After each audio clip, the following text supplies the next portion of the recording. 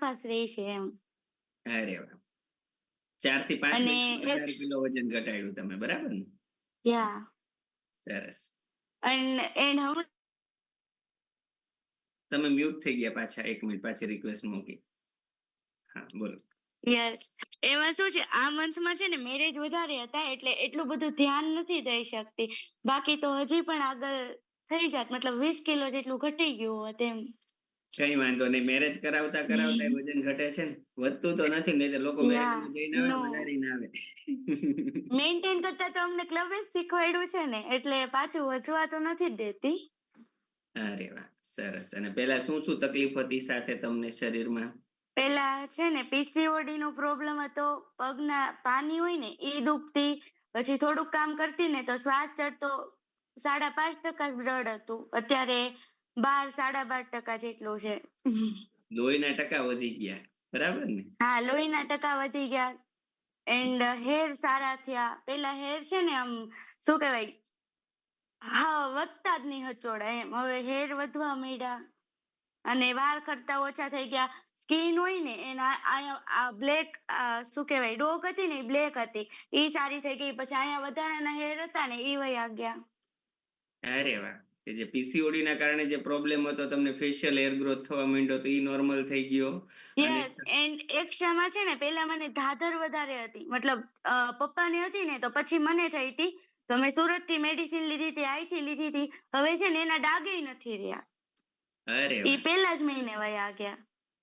સરસ. તો ઈ તમારું નવું એક્સ્ટ્રા રિઝલ્ટ છે કે તમે આયા હતા તો ખાલી યસ. વજન ઘટાડવા માટે.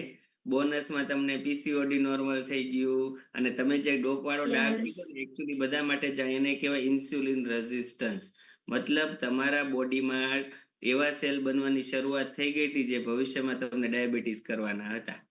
એ ડોકમાં કાળા ડાઘા થાય, બગલ નીચે કાળા ડાઘા થાય, ઇન્સ્યુલિન રેઝિસ્ટન્સના સિમ્પટોમ્સ છે. તો એ પણ એમને વયા ગયા. રાઈટ? ગ્રેટ. યસ. અને હવે કેવું લાગે છે? મજા આવે છે લાઈફમાં? બસ મજા. હમણાં આ વખતે તો છે ને કેવું થયું, મારા ભાઈની શોરૂમ છે તો ત્યાંથી છે ને મને એક પણ ડ્રેસનું માપ ન આવતું. આ વખતે એને મેં કીધું તું ફ્રી સાઈઝ મોકલી દેજે, મને થઈ જ જશે.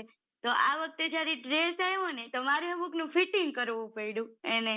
અને છે ને એક્સ્ટ્રામાં બધા એમ જ કીધું તું કેટલી પતલી થઈ ગઈ. જ્યારે એ સાંભળવાની ખુશી મળે ને, એમાંથી ભગવાને બધું દઈ દીધું. અરે વાહ! પહેલા તમારી સાઈઝ શું હતી કપડાની? 4XL. 4XL, ટ્રિપલ એક્સેલ લેતી ને તો એકદમ ફિટ થતી. અત્યારે ડબલ એક્સેલ લઉં છું ને તો એમાં ફિટિંગ કરવું પડે છે. 4XL માંથી ડબલ એક્સેલ. મતલબ તમારી બે મારો સાઈઝ છે ને, કરી નાખી તમે. એન્ડ સર છે ને મારો વજન અટકી ગયો છે પણ ઈચ લોસ ચાલુ છે. હા. કારણ કે ડ્રેસીસ થી ખબર પડે છે એમ. એટલે એકચ્યુઅલી વજનનો એ નિયમ છે, યસ, જો બધા માટે, જો સ્ટોરીમાંથી પણ શીખવા મળે કે ઘણી બધી વખત લોકોનું ફોકસ હોય ખાલી વજન કાંટા ઉપર હોય, પણ એવો નિયમ નથી કે તમારું વજન ઘટે તો આપણા શરીરમાં ખાડા ન પડે. રાઈટ? ચરબી ઓગળતી એની જગ્યાએ ફેટ તમારા બોડીમાં સ્ટેબલ થતા હોય. એટલે અમુક ટાઈમ એવું થાય, અમુક 15 દિવસમાં તમારું બોડી વેટ લોસ કરતું હોય, બોડીમાંથી વોટરને બહાર કાઢતું હોય, અને અમુક ટાઈમમાં તમારું ફેટ રિડક્શનની પ્રોસેસ ચાલુ હોય. એટલે અમુક ટાઈમમાં પીરિયડમાં તમારું વેટ લોસ થશે અને અમુક ટાઈમ પીરિયડમાં તમારો ઈચ લોસ થશે. જો વેટ લોસ ન થાય ને ઈચ લોસ ન થાય ને ત્યારે આ કન્ડિશનને પ્લેટો કહેવામાં આવે. એટલે બેમાંથી એક થવું જરૂરી છે. અને ઓલરેડી સૃષ્ટિ મેડમના કેસમાં ઈચ લોસ અત્યારે ચાલુ જ છે. અને વજન એટલે એટકો છે યસ. કે આપણે કેલરી વધારે લઈ છીએ. વચ્ચે વચ્ચે લગ્નમાં જે હા. ખોરાક ખવાઈ જાય છે એટલે. રાઈટ? કે અત્યારે ઓલરેડી શિયાળા ઉનાળાની સિઝન છે, શેરડી આવે છે. કેટલા લોકોએ શેરડી ખાધી? શેરડીના સાંઠાના બહુ ફોટા આવે. સાહેબ, આ ખવાય કે ન ખવાય? પછી મારે કેવું પડે લિમિટમાં ખવાય, કેમ કે પ્યોર શુગર છે. ખાંડ જ આવે. તમારા બોડીમાં જેટલી વધારે ખાંડ જાય એટલી કેલેરી બોડીમાં જામવાની જ છે. એટલે આજથી જે લોકો ખાતા ને હવે બંધ કરી દેજો, જો વજન ઘટાડવું હોય તો.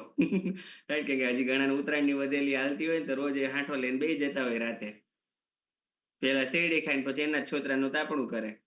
જો કે સિટીમાં જ બહુ નથી કરતા, બાકી પેલા આ કલ્ચર હતું શેરડી ખાવાની પછી એના જ તે છોતરાના તાપણા કરવાના. અને તાપણું કરતા કરતા પાછા ચીકી ખાય. રાઈટ? જો જે ખાય છે ને એ બધા મોઢા ઉપર સ્માઈલ આવે છે એટલે મને ખબર પડી કે આ પેટર્ન છે આપણી. અમારી બી હતી, ચિંતા કરો મેડમ, અમે અમારી પેટર્નને ચેન્જ કરી છે. એના કારણે જ ક્યાંક ને ક્યાંક અમે અમારી હેલ્થને સારી કરી છે. તો થેન્ક યુ સો મચ સૃષ્ટિબેન. તમારું અમેઝિંગ ને એક્સ્ટ્રા ઓર્ડિનરી રિઝલ્ટ છે. ઘણા બધા લોકોને તમારા રિઝલ્ટમાંથી કોન્ફિડન્સ આવ્યો. કેટલા લોકોને આવ્યો કે આવું એક્સ્ટ્રા ઓર્ડિનરી રિઝલ્ટ? રાઈટ? અમે કોઈ પણ જાતનું મેડિકલ સાયન્સ